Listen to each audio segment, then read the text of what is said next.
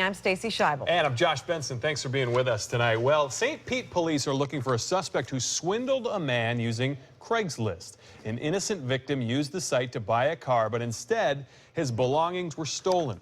News Channel 8's John Rogers joins us now live from St. Pete to explain how this all happened. John?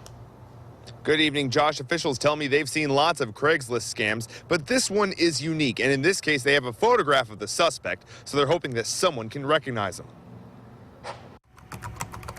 Police say a St. Pete man had some money saved up and wanted to buy a car. So he wrote an ad on Craigslist to see if someone was willing to sell him one.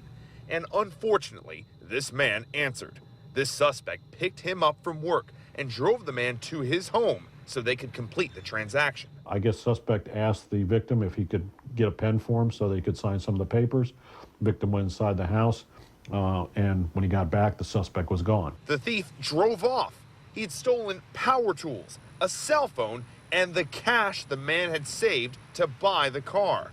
Officials say there's a lesson to be learned here. The victim and the suspect never exchanged information at any point prior to them actually meeting together, and that's a problem. I don't think I've ever gone alone. Nate Groff frequently shops on Craigslist. I've had some good experiences and I've had some bad experiences. You just got to be careful what you do. Groff is always wary when dealing with strangers.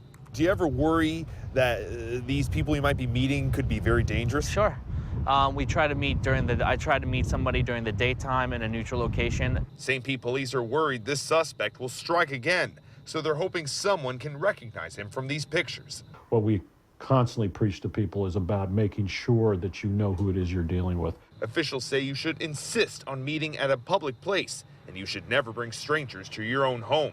It would also help to bring a friend with you to the deal. With a few careful steps, you can avoid being a victim yourself.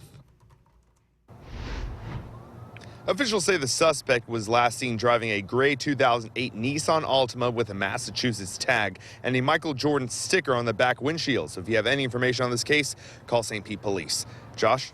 Boy, this happened pretty quickly. Went to grab a pen and all that stuff stolen. Too bad. John Rogers, thanks for the update.